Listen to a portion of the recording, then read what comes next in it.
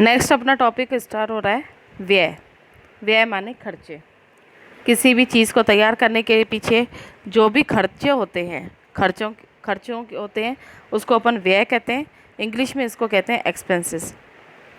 जैसे अभी मैंने आपको बताया कि फैक्ट्री के अंदर प्रोडक्ट 8 रुपए के अंदर तैयार हुआ है, उसके ऊपर 8 रुपए का खर्चा हुआ है, जिसमें अपना रॉ मटेरियल भी आ जाएगा, माने कच्चा माल आ जाएगा, उसके बाद मजदूरी वगैरह भी आ जाएगी, और इनकी मजदूरी के अलावा जो मैन्युफैक्चरिंग की जो कॉस्ट आती है, मशीनरी का जो खर्चा आता है, इलेक्ट्रिसिटी का जो बिल आता है, ये सब इसके अंदर ऐड हो जाएगा, तो उसको अपन कहते हैं व्यय। उसके बाद खर्चे और व्यय एक ही बात होती है, इन्होंने अलग अलग बता रखा है तो आप अलग अलग लिख लेना। ये तो व्यय हो गए जिसमें मूल्यह्रास बता दिया, किराया बता दिया, मजदूरी वेतन वगैरह बता दिया। और खर्चों के अंदर वेतन है, माल का किराया, मैंने दोनों चीज़ें एक ही हैं, लेकिन उन्होंने दोनों पॉइंटें अलग अलग शो कर रखी हैं। उसके बाद 10वें नंबर की पॉइंट अपनी लाभ की आ जाएगी। लाभ की भी वही है, व्ययों पर आमदनी का आधिक्य, माने जो अपन ने खर्चे किए हैं उनके ऊपर अपनी इनकम कितनी हो रही है। आज अपन एक बिज़नेस कर रहे हैं तो पहले अपन ने कितना खर्चा किया है, 1 लाख रुपए की कैपिटल भी लगाई है। उसके बाद फिर अपन ने उसको परचेज़ भी किया, फिर उनको कुछ माल अपन बेचते भी हैं, तो बेचने के लिए अपन को विज्ञापन वगैरह के ऊपर, के एडवर्टीज़मेंट वगैरह के ऊपर भी खर्चा करना पड़ता है। एडवर्टीज़मेंट के ऊपर जब अपन खर्चा करते हैं तो अपन को ये पता है कि सेल अपनी डबल हो जाएगी, तो उसके द्वारा अपना प्रॉफिट भी बढ़ जाएगा, तो प्रॉफिट को ही अपन क्या कहते हैं, लाभ कहते हैं। फिर अपना आ रहा है अभिवृद्धि। अभिवृद्धि का मतलब है कि जितनी भी लेन देन होती है, जितनी भी घटनाएं होती हैं, उसको स्थायी संपत्ति पर विक्रय करना, न्यायालय में किसी मुकदमे को जीतना, ये कहलाता है अभिवृद्धि। अगर कोई कोर्ट में केस चल रहा है और केस के दौरान अगर अपन ने कुछ रकम जीत ली है या केस जीत लिया है, तो अपन को हर्जाने के रूप में अपन को इनकम मिलती है, कुछ पैसा मिलता है, उसको अपन अभिवृद्धि कहते हैं।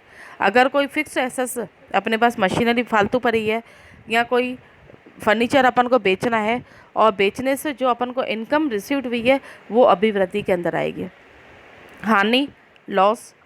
हानि का मतलब है कि जैसे कोई माल चोरी चला गया, या अग्नि से, आग से अगर कोई माल नष्ट हो गया है, या तिजोरी में से पैसे गुम हो गए, फैक्ट्री के अंदर स्टॉक गुम हो चुका है, तो ये सब तरह की हानियाँ होती हैं।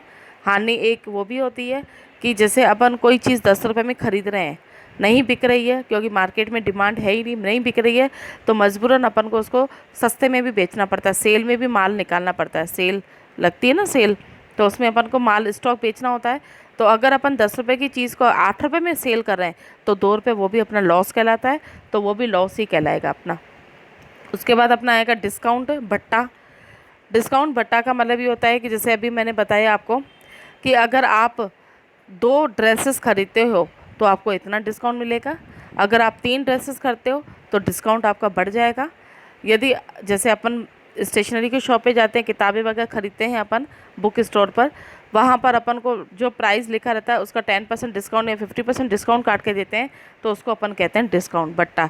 इससे क्या होगा, जो एमआरपी है, एमआरपी से कम रेट पर अपन को जो चीज़ रिसीव्ड हो रही है उसको अपन सेलिंग प्राइस कहेंगे। तो सेलिंग प्राइस निकालने का फॉर्मूला क्या होगा, एमआरपी माइनस डिस्काउंट है। एमआरपी माइनस डिस्काउंट माने जो एमआरपी में मूल्य लिखा हुआ है उससे कम अगर अपन को कोई प्रोडक्ट मिलता है या कोई चीज़ अपन खरीदते हैं, तो उसको अपन क्या कहते हैं, बट्टा कहते हैं। उसके बाद अपन प्रमाणक। प्रमाणक का मतलब है किसी लेन देन के समर्थन में विलेख के रूप में प्रमाण को एक प्रमाणक कहते हैं। अब जैसे अपन किसी भी किराना स्टोर से अगर माल खरीद रहे हैं, या मेडिकल स्टोर से अगर अपन दवाइयाँ ले रहे हैं, तो अपन बिल बनवाते हैं, वो एक प्रमाण होता है, एक प्रूफ होता है कि इस फलानी दुकान से अपन ने माल खरीदा है। कल को अपना माल नकली निकल जाता है, या दवाइयाँ कोई रिएक्शन कर जाती है, या कुछ ऐसा हो जाता है अनहोनी, तो इसके लिए अपन को प्रूफ होना चाहिए कि अपन ने इस दुकान से माल खरीदा है, तो वो होता है प्रमाणक, जिसको इंग्लिश में कहते हैं वाउचर। उसके बाद आएगा अपना स्टॉक। स्टॉक माने माल। जिन वस्तुओं, जैसे मैंने अभी पहली पॉइंट में भी बताई, मैंने आपको इकाई बताई, अब इकाई के अंदर अपना आएगा माल। यदि कोई व्यापारी फर्नीचर का काम करता है, जैसे अपने अजमेर में सिंध फर्नीचर वाला है, तो नाम लेते ही सिंध फर्नीचर, माने दिमाग में अपने क्या आ जाती है कि वो फर्नीचर का काम करता है। अगर रमेश क्लॉथ स्टोर लेते हैं तो क्लॉथ का मतलब क्या है कि वो कपड़े का व्यापारी करता है। तो कुछ ना कुछ प्रोडक्ट, जैसे अपन मोहन फ्लोर मिल्स लिखते हैं, फ्लोर माने आटा चक्की, तो माने वो आटे का काम करते हैं। अनाज वाले अनाज का नाम लिखेंगे, तो जो चीज़ प्रोडक्ट बेचते हैं वो नाम ऊपर आ जाता है। उसके बाद परचेस क्रिया, जो माल अपन खरीदते हैं पैसे देकर, कुछ मूल्य देकर अगर कोई अपन चीज़ खरीदते हैं तो उसको अपन परचेस कहते हैं। यहाँ पर परचेस भी दो तरह की होगी। कौन कौन सी परचेस है? एक तो कैश परचेस और एक क्रेडिट परचेस। जैसे आज मार्केट से अगर अपन 20,000 का माल खरीद रहे हैं, जिसमें से 10,000 तो अपन ने कैश दे दिए और 10,000 अपन ने बोला कि एक हफ्ते बाद आपको अमाउंट दे देंगे, तो 10,000 अपनी कैश परचेस कहलाएगी और 10,000 अपनी क्रेडिट परचेस कहलाएगी। दोनों मिला के टोटल परचेस आ जाएगी।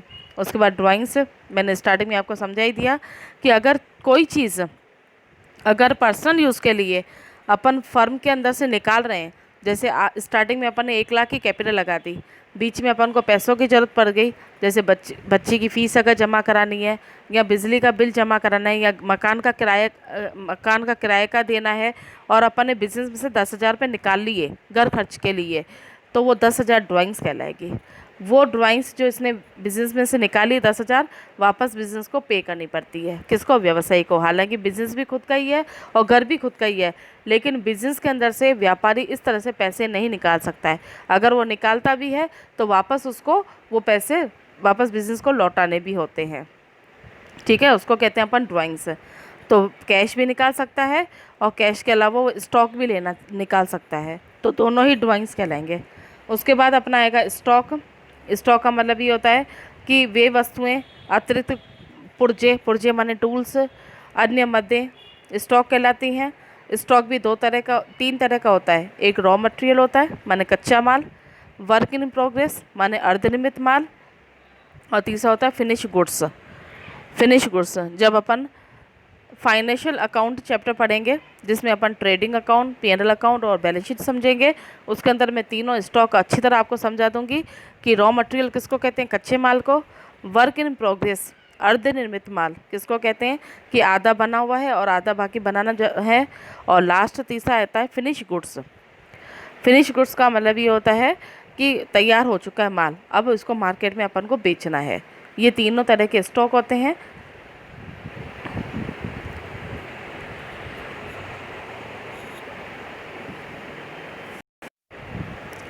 हाँ, नेक्स्ट है 19